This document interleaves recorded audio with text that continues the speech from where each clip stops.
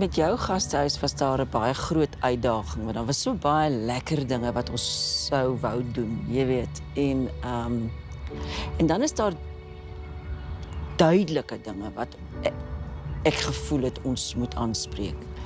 En vir my is een van die dinge wat my opval, is jou passie en jy is 'n baie besige by. En jy kom en jy gaan en jy sê jy's 2 dae 'n week daar, maar dit voel asof daar te veel bestuurders is in jou besigheid en te min mense wat die werk wil doen.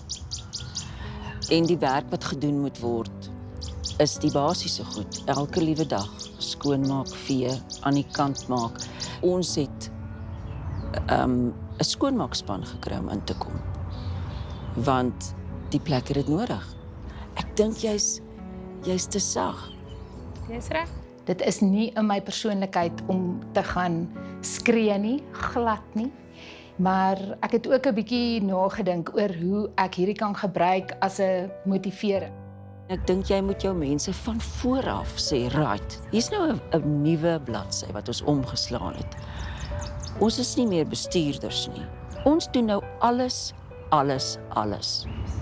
Dit gee my eintlik baie goeie insig. Ek fokus so om hulle op te rig as bestuurders om die gaste te kan hanteer, laat daai deur die krake geslip het, jy's reg.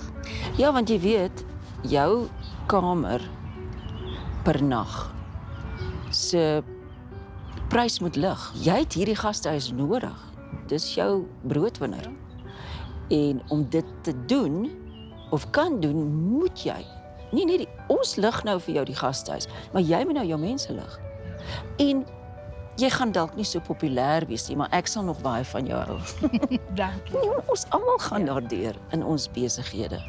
Jy sal moet streng wees.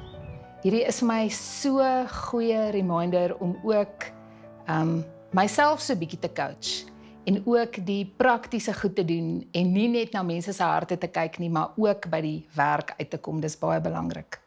Jy moet kwaier word, ek sal vir jou leer.